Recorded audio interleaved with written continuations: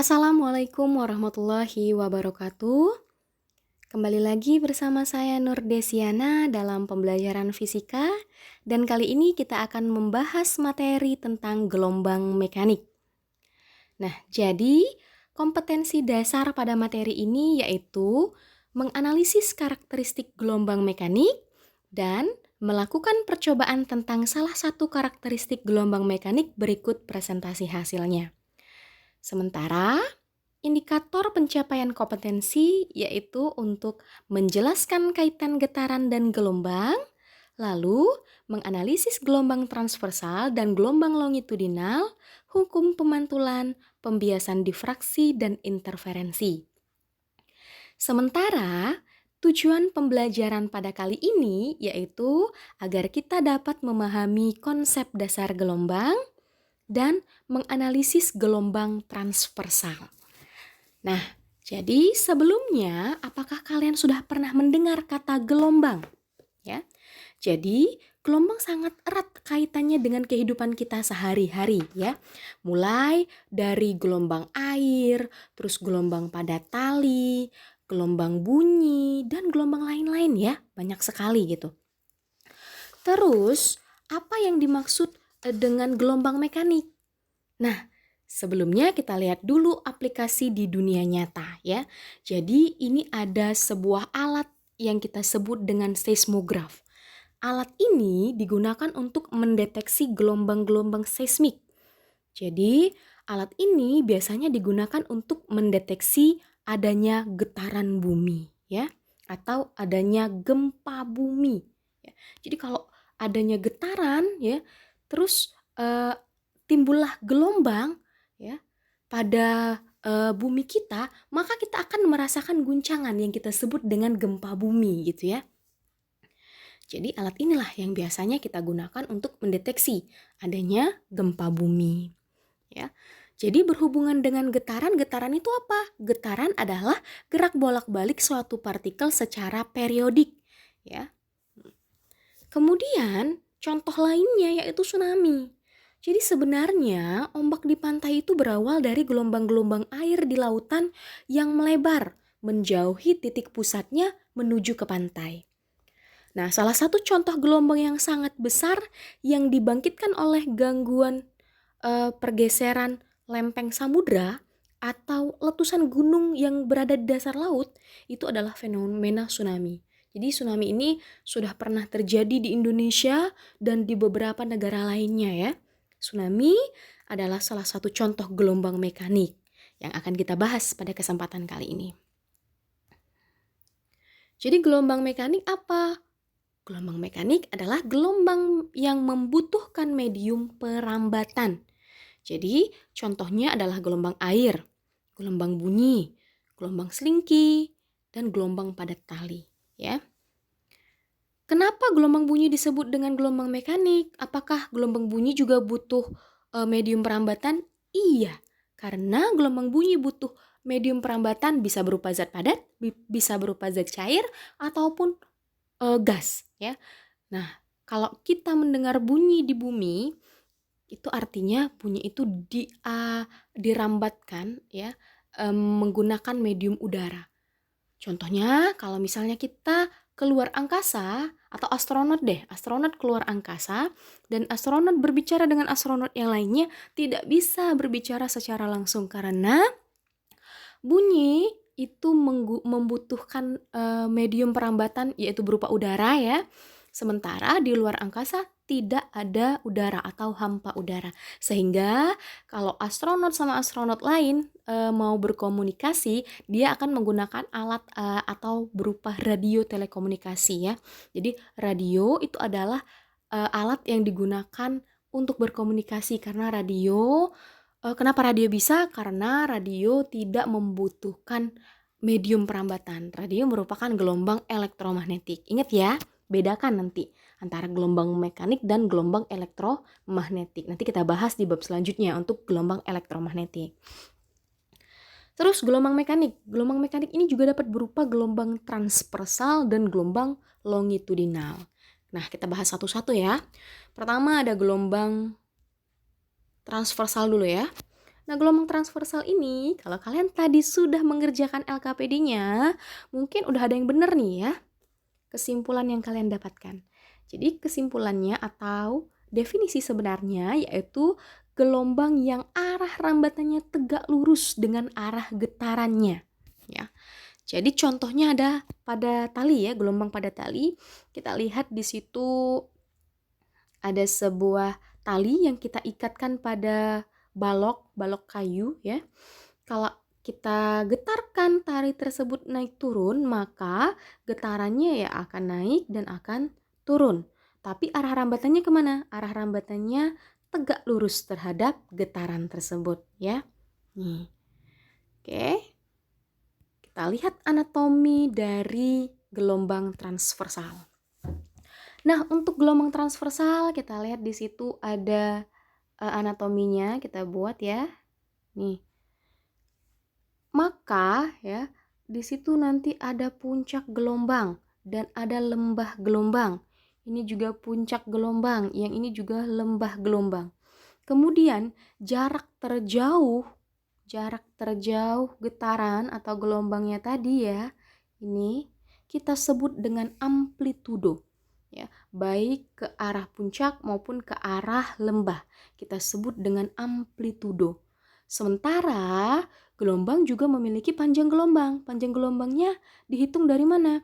Dihitung dari satu puncak dan satu lembah. Atau bisa nih ya, dari ujung puncak ke ujung puncak yang lainnya. Atau boleh dari satu lembah, satu puncak ya, gitu ya. Atau boleh dari ujung lembah ke ujung lembah lainnya. Itu kita sebut dengan satu panjang gelombang atau satu lambda. Ini lambda ya kita sebutnya.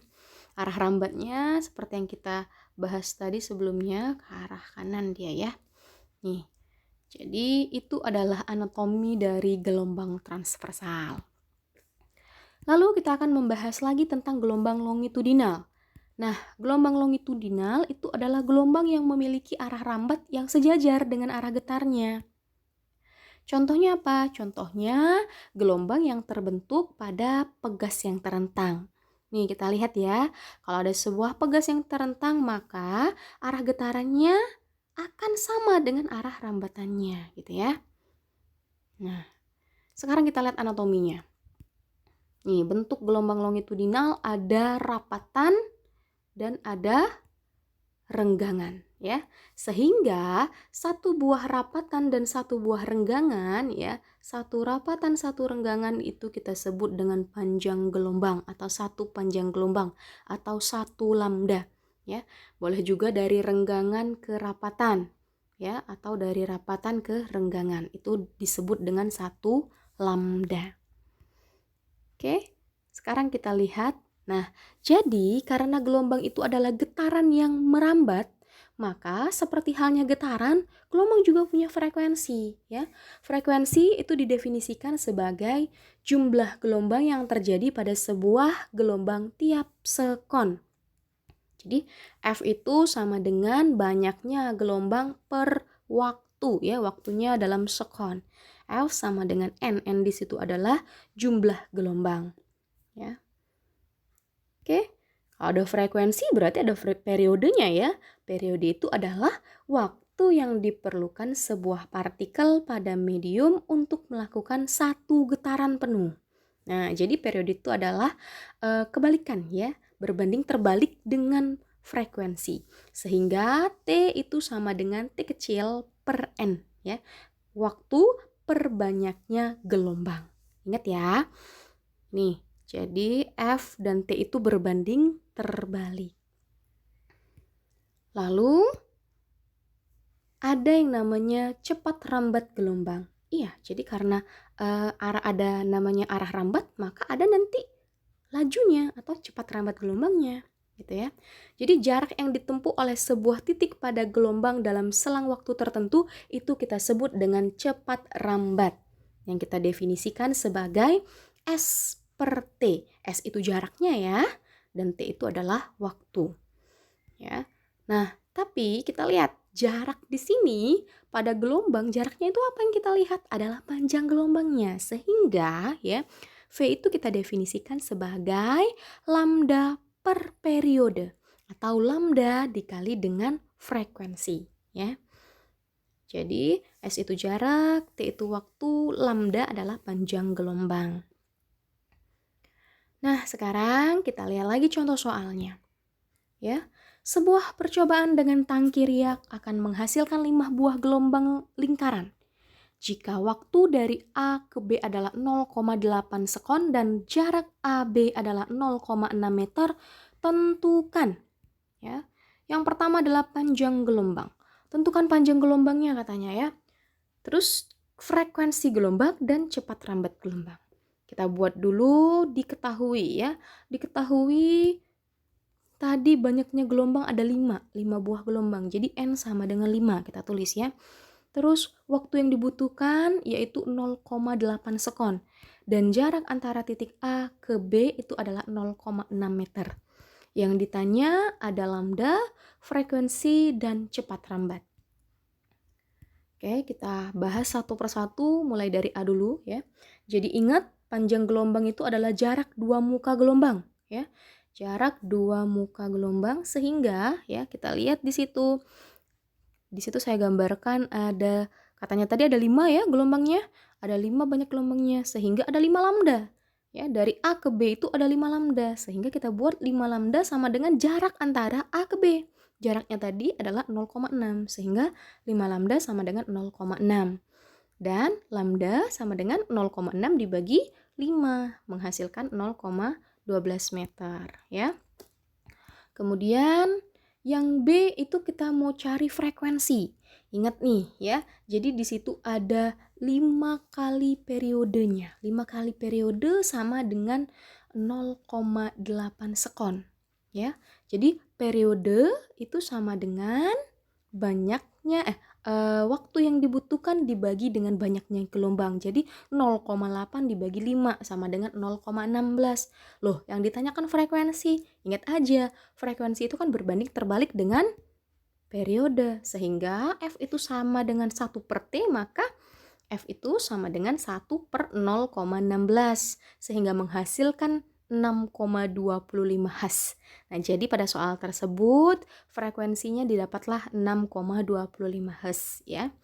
Kemudian yang terakhir yang ditanya adalah cepat rambat. Ya udah kita buat aja karena tadi cepat rambat adalah panjang gelombang dibagi periode atau panjang gelombang dikali dengan frekuensi. Panjang gelombangnya ada pada nomor A dan frekuensinya ada pada nomor B, sehingga kita masukkan saja nilainya ya. 0,12 dikali 6,25 hasilnya 0,75 meter per sekon.